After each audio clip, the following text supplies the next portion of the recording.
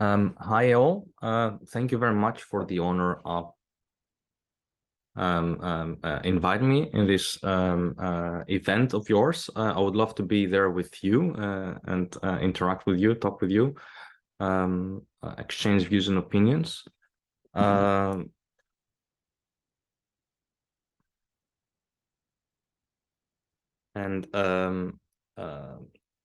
will present today my view on what is computer vision 3.0. So what is the next step for computer vision? And I believe that for this, learning invariances of dynamics, causality, geometry, and physics is very important towards foundational and embodied AI.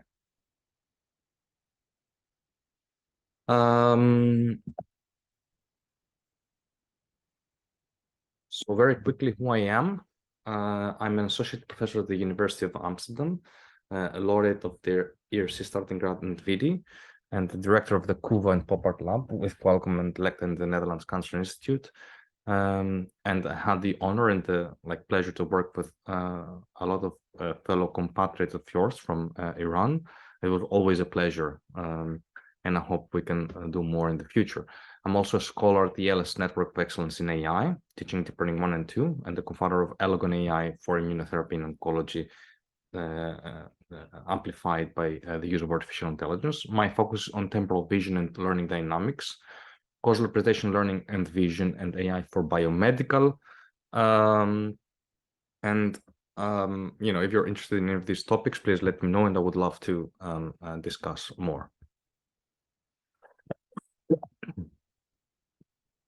And some shameless advertising. Right now, we're running the Deep Learning 2 course with really exciting material on cutting-edge topics like geometric deep learning, Bayesian deep learning, deep probabilistic models, diffusion models, and so on, with really excellent tutorials online. So if you're interested in the topics, please check it out. So the past decade has been the golden age of learning algorithms. Where algorithms do segmentation with really high accuracy. They can even narrate images into text. They can do protein folding, or even beat the 18 times champion of the game of Go, Lee Sedol, in the game of Go. So what is even more interesting is that all these tasks were able, with the same family of algorithms, deep networks. And that what makes it even more surprising is then that these deep networks, give rise to an urgent paradox, where they cannot even understand something as simple as an apple falling, so to speak, of course, without a specific hand engineering and specialization. What this means is that the neural networks have a big trouble understanding the concept of temporality. If you provide them the labels, they will just discover or ignore time, and they will not say that what they see is absurd or anything. For instance, they would classify the normal video as an apple falling, be it as normal or with reverse frames or even shuffled frames. However, temporality is very important for forecasting, is very important for generalization and extrapolation. I believe it's critical if we want to move our AI beyond our closed systems. And state-of-the-art special models that ignore time are not the way to go there. I see ChatGPT as an early messenger of this. Why is it impressive and how? And ChatGPT is impressive not because it's accurate. In fact, it's not that accurate. And quite often it does mistakes. It is impressive, however, and it's impressive because it generalizes really well. No matter what kind of prompts or questions, it doesn't do something completely absurd or stupid, or it doesn't collapse. Generalizes pretty well.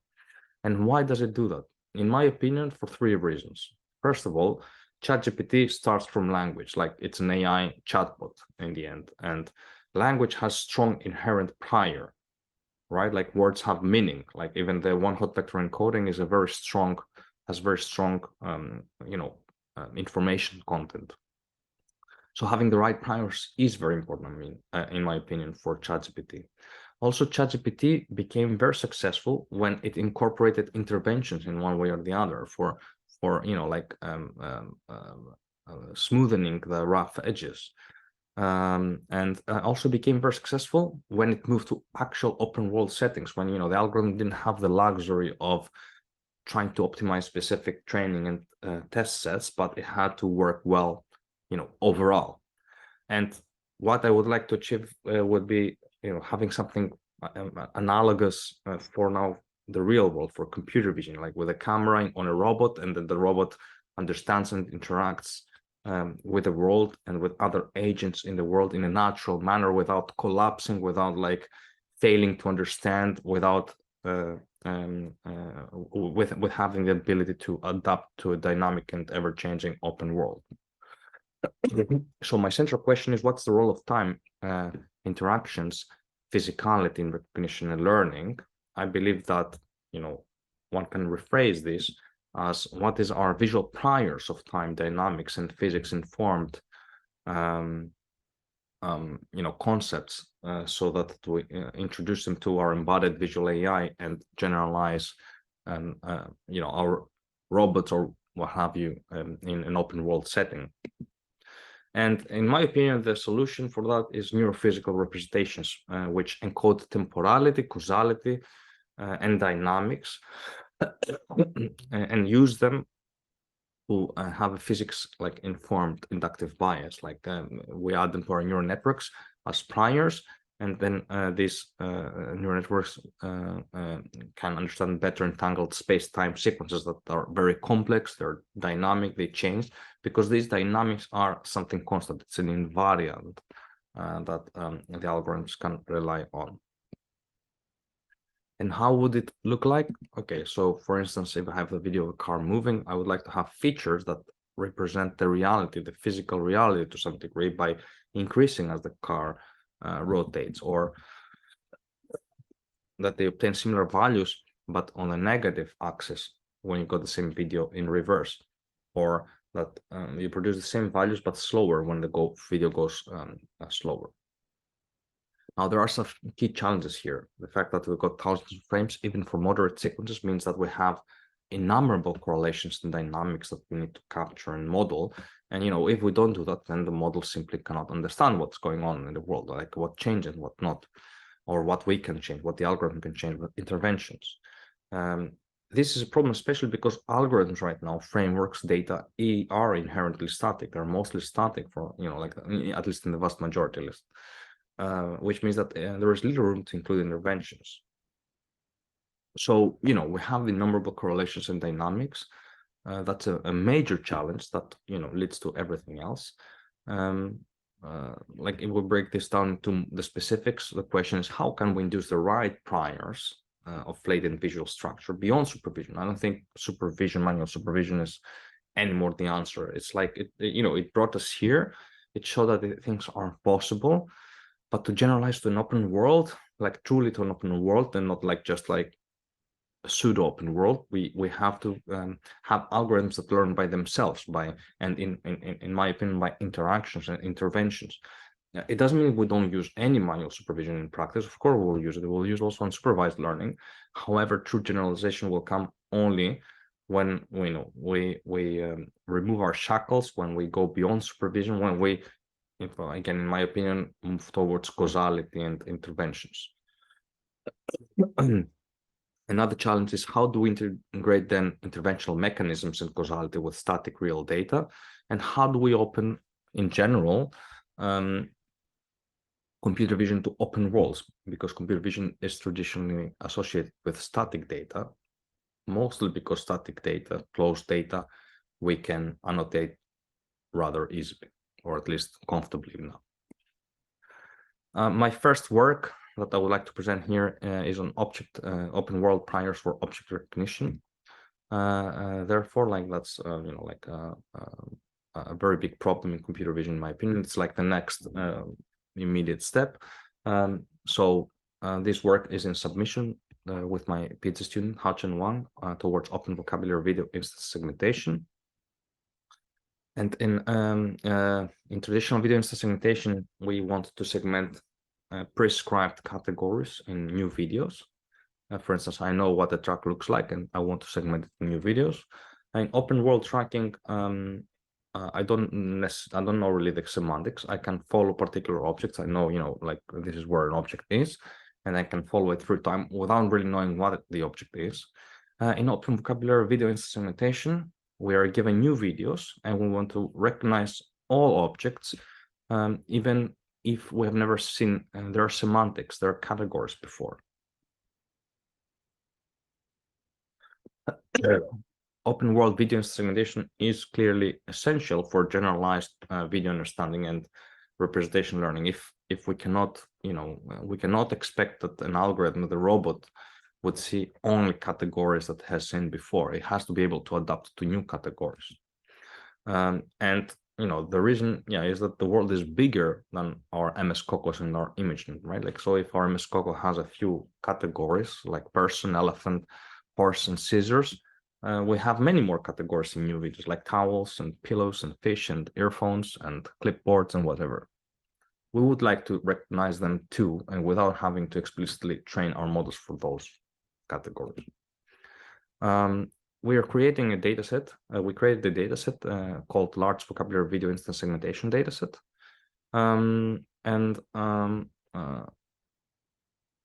Like we provide masks in complex real videos in a variety of settings, and like we only overall we have more than 1,200 categories in the data set, with more than 600,000 masks annotated, and a very good distribution between seen and unseen categories. So to date, this is the largest video instance segmentation dataset, and we have it only for validation, so that like algorithms and methods can train on other whatever data they want in a closed world setting, and they can be validated in an open world setting in our dataset. Together with our dataset, we propose a new model, memory-induced vision language transformer, and what is interesting here is that we disentangle space and time by training our basic, like the core of the model, into to do image level instance segmentation. We do that because otherwise it would be extremely hard to train our model for videos, and we would require really a gigantic amount of annotations to do the video learning. Instead, we learn it on image instances, learn to do image segmentation, and then we use memory over through time to connect instances through time, like that. And the memory induced tracking is happening in this middle panel. Before that, we have a universal object proposal, which identifies potential objects of interest. And after it being propagated through time, we have we compare it with pre-trained language models like CLIP, and we try to find the linguistic categories that match optimally with the instance observed. So all in all, the model can connect novel object instances with novel semantic concepts at test time. And importantly, it can do it really fast, like almost real time. In experiments, we show that we outperform all reasonable baselines and extensions. There hasn't been any model to date for this task. We extended the existing works on different but similar enough settings. We obtain better results, and we are more efficient. However, the results are still, not 80 or 90% accurate. Of course, that makes sense, especially in a zero-shot setting where generalization is key. There is lots to be done in the future, and there's actually a very interesting direction, especially with a segment anything model that does something like that. But for images, I think video is the next step. And we see here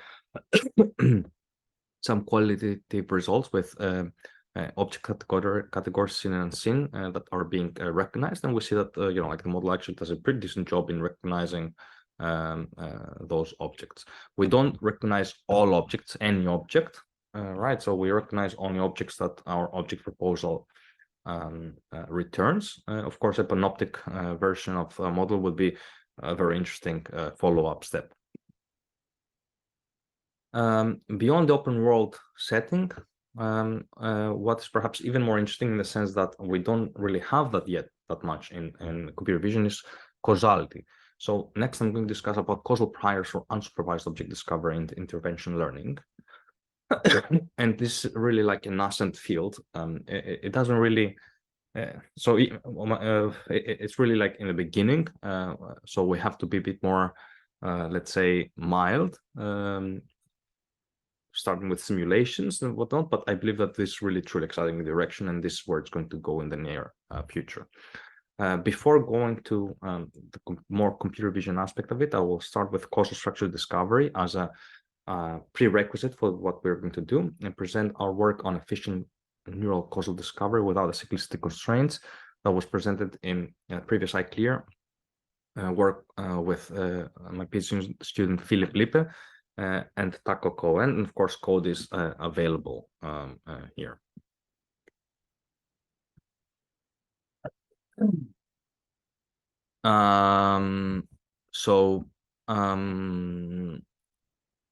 Yeah, you all know that correlation does not imply causation. Otherwise, one could, like a country could get more Nobel laureates by eating more chocolate. However, this is an absurd conclusion. The reason is that well, to eat more chocolate, you have to be richer, and if you're richer, you also have more money to spend on education and research, which gives you Nobel prizes. So it's not enough to draw correlations between variables in your system. You have to try to understand what causes what, and this is what causality tries to do. And in this work, we propose an efficient algorithm for causal discovery, where we interchange two steps. One that fits distributions on the conditional likelihoods of our variables in our system, condition on all other variables. And the graph fitting step, where given these conditions, now we try to learn the right edges and orientation parameters that maximize the likelihood after our interventions. So basically, in the distribution fitting setting, we learn what is like the likelihood of each variable being on or off, or whatever value they take, given all other variables. And in the graph fitting step, we say, okay, like now I know that I like change this variable, like x1, I change this x1 variable. How does this affect all other variables? And we'll learn the edges that would make sense for the effect of my intervention. What is particularly important in our algorithm is that we can scale up really well, even up to 1,000 nodes, and that's important, especially for a computer vision setting, where a node could even be like the pixel, like each pixel can be a node, and we have much more than 10 or 20 nodes than what is usual with causal discovery. At the same time, we were very accurate, so we had very few mistakes, and this then is a very efficient and scalable algorithm for discovering cause and effect connections between variables in data, like when we're interested in causal discovery. Now that we have that, the next step is how can we use that to understand cause-effect relations in computer vision and images. And I'm going to discuss here two works. One is Citris on causality differability from temporal intervened sequences, presented in the last ICML, and causal representation learning for instantaneous and temporal effects in interactive systems, which is work that will be presented in 1 month from now in Rwanda, in iClear 2023. And this was together with my PhD student Philip Lippe, Sarah Maliakane, Yuki Asano, Cindy Lowe, Taco Cohen, and myself.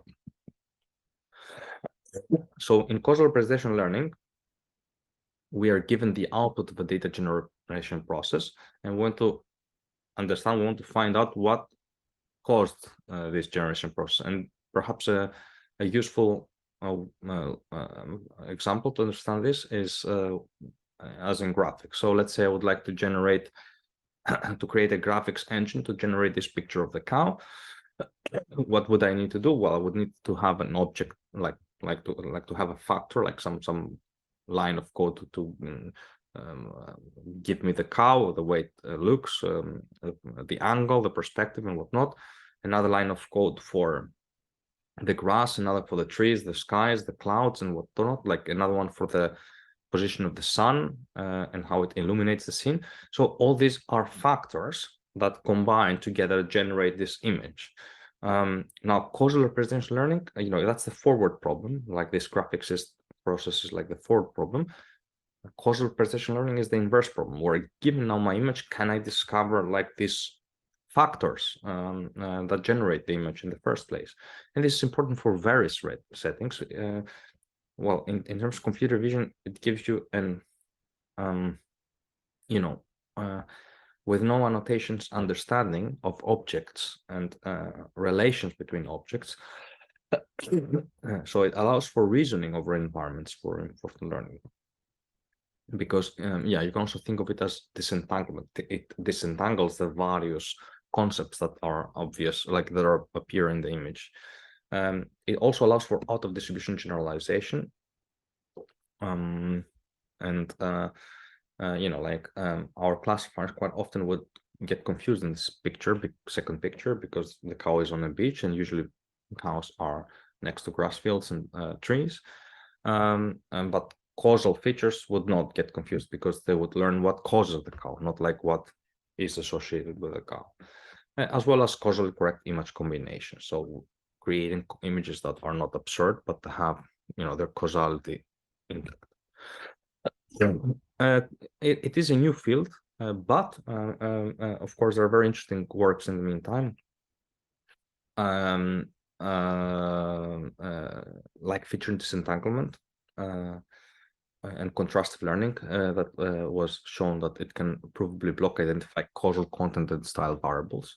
A difference with causal discovery is that causal discovery assumes we know the factors, and we only need to find out what are the edges, the relations between the causal variables. But here we want to learn the causal variables in the first place. What are the underlying causal factors? And in our work, we say that temporality and the interventions over time is what makes things work, what can make things work. And causal, so causal identifiability from temporal sequences. The setting is that we give a complex representation of images over time. Can we identify the causal variables from these interventions? So basically, we've got this spot. The algorithm doesn't know what is a spot. It doesn't know what's the background, what's the light. It's like, it's blindfolded. You can like push things in the image in this world, and you can see what is the effect, like in terms of like pixel values. And then by doing that, by making like, okay, you say, okay, like this thing looks like, like has been a rotation, then new teapot will look different, and then you understand that this is like an object that can be rotated and so forth.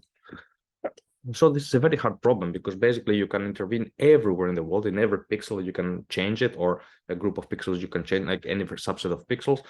How you change it and like what to change, like all this is completely open, right? So it's basically you're blindfolded in a completely open world, and you have to like poke things until you start understanding what is around you. And to give an example of intuitive example of how this would work, let's say we have this simplified pong with like the two paddles and the ball. We are interested in discovering a causal graph, because we don't have the variables and we don't have the relations between the variables. And what is the reasonable graph here? Well, we want to our model to discover the x and y coordinates of the ball, the two paddles, and the relations between them. The x coordinate of the ball depends only on itself, because the ball moves either to the left or to the right one step at a time. It's not influenced by anything else in the environment. However, the y coordinate of the ball is influenced not only from the previous time step, but also by the paddles, right? Because the paddles hit the ball and then change the y direction, like there's a reflection. The left and the right paddles, however, themselves depend only on themselves, like nothing really else in the environment changes them other than themselves. In this setting, we assume we have no instantaneous effect. So like, you know, when the ball hits the paddle, the ball, you know, gradually changes. It doesn't really change anything else at the same simultaneously in the environment. And of course, you know, we've got images that are highly nonlinear and complex signals. And, you know, in this setting, we assume that we know the interventions, which is a big assumptions and limitation. So imagine, you know, we don't really have a robot really here anymore in the real world. It's more like we have a keyboard in front of us with a bunch of keys. So we know that if we press any of these keys, something will happen, but we don't know what will happen and what, you know, each key corresponds to.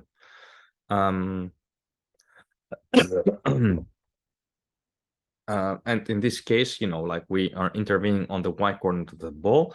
So we like, you know, we press a button, the ball moves up. So this means that like then the algorithm hopefully learns that the y coordinate of the ball is a causal variable, because by changing that, by intervening on that, changes drastically the like the future generated image. Now, what is important is that with causality, theoretical results are important, because there is a very, I mean, that's a very interesting philosophical question. And what is causal? I mean, causality makes sense when you've got a mechanistic system that you create, you know, like I press the gas on the car moves. I know that because I created it. But if I don't know what comprises the system in the specifics, what is causal and what is correlation? That's not always clear, especially with very complex systems, like, you know, like in biology, right? Like it's not clear what causes what. And one way to prove then that you have identified causal factors, and this is what is very popular in causality as a field, is to have theoretical result on why your you know, causal result, you know, why your discovered factor, your discovered variable is causal. So in this work, we prove that we identify the minimal causal mechanisms describing the interventions, which can actually be different than the human understanding. And we can do that with multidimensional variables. So our variables are not necessarily like one-dimensional like before. Architecturally, like the neural network is a VAE, with the only difference is that the structure, the latent structure, is special to you know, allow for this causal discovery and causal representation learning. Its latent variable in this setup can attend to only one intervention target variable. So you know, like the ball y variable is affected only by one key that changes the location of the ball in the y direction. So visually, it's an autoencoder through time, and we have the latent vectors in time step t and t+1. The likelihood of future latent variables z t+1 depends on the intervention and the previous latent vector. And you know, our prior, we've got a transition prior, which basically estimates the likelihood of the future latent vector given the previous latent vector and our intervention. So if I know that this is how my pot looks like right now, and I push it, you know, on the sign, then it will rotate, and you know, what is the likelihood that this will happen. And the transition prior is implemented as a product of per dimension conditional. So each per latent dimension, we take the product, and you know, like this is it. And here psi I basically identifies all the dimensions in our latent space that corresponds that maps to the intervention happening. Now, what is very interesting also and important for computer vision is that we can combine it with pre-trained autoencoders, right? Because we don't want to start from scratch, especially in a computer vision setting. We would like to be able to pre-train on huge data sets, image data sets. However, then be able to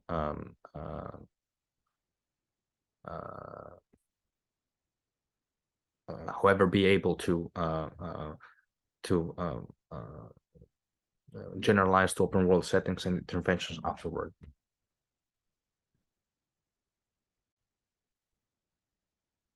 However,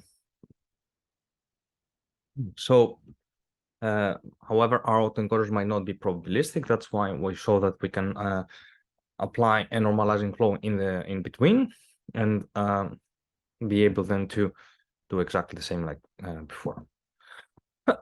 Of course, this is these are early steps. We use very simple simulation environments compared to what we would normally use for computer vision data sets. However, it's a very new field. It's very hard. We do need simulations because it's the only way we can have interventions. Otherwise, we will have to have robots in the real world, and this is, I think, much more complicated and hard.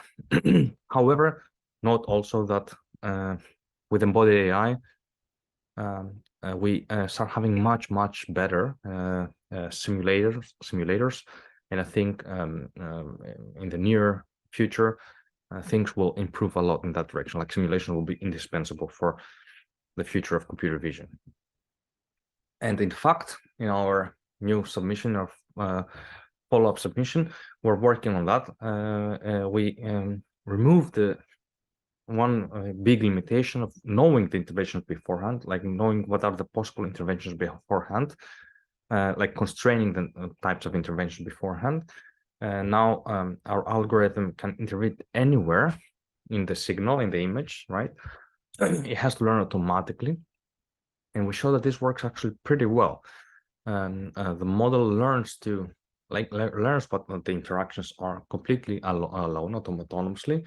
It learns, for instance, that an egg is a causal factor, or a potato, or the oven, or the stove. And it learns how these causal factors interact with one another. So if I crack an egg and then I put it on fire, then my model learns automatically to generate a cooked egg, a fried egg, in the next time step without us telling it at all what it should, expect, just from observations, interventions during training. And I would like to close with Gestalt visual priors for structure in 2D and 3D and video. This work is also presented in ICLR 2023, called Differentiable Mathematical Programming for Object-Centric Representation Learning. And the main idea is, can we use Gestalt principles as neural layers? So instead of having them hard-coded, what if we have them learned? What if they are the neural layers whose optimization will bring us objects automatically? Of course, the question here is how to algorithmically integrate them and how to ensure differentiability. And in their seminal work, she and Malik use normalized cuts for image segmentation. It worked really well for to segment objects like foreground, background. And here we take this one step further. What if we can have these solvers now as our neural layers? Like then it becomes a neural layer itself. The problem is that the min cut solver is non-differentiable, basically because it's a linear program, and linear programs have solutions on the edges of a polytope. And when we change a bit the parameters of the solver, and this is what the neural network would return, the parameters of the solver, then we jump from one solution to the other. So this brings discontinuity. Also, the non-negativity constraints are also not very comfortable for end-to-end learning for differentiability. That's why we convert this to a quadratic program, which is like much smoother, and we add slack variables to allow for differentiability. We then take these approximate mean cut solvers and we add them as neural layers, so that the model learns automatically to solve, what comprises a mean cut solution, and hopefully this becomes an object. And this works pretty well for unsupervised object discovery. Like objects pop up quite nicely, especially better when we've got textured and weird backgrounds, clutter backgrounds that are a problem with existing, like slot tension and similar techniques. And it works also in video quite well. Although in follow-up works on more complex backgrounds, it becomes increasingly harder, we saw, to make it work, probably because the features are not discriminative enough. Yeah, and this is it. Thank you very much for listening to me. As a take-home message, I would say that, in my opinion, we are in a shifting paradigm from the static to the temporal domain. I think ChatGPT is, in a way, among many other conclusions, I think my conclusion is also that the priors, its dynamics, its open world, its intervention capabilities is what made it work. For vision, or for the physical world, geometry, causality, and dynamics is, in my opinion, the priors. And I believe it's an exciting time for computer vision and machine learning. I know some people are worried, but I think this is a truly exciting time. Like, we really can get near science fiction type of models and algorithms like to work. It's on us. Like, it's really fascinating what's going on now. Thank you very much again for your attention. And if you're interested at all in any of these concepts and these topics and these papers and works, don't be afraid to send me an email or a message on Twitter. I would be more than glad to discuss further this with you. Thank you very much. Bye.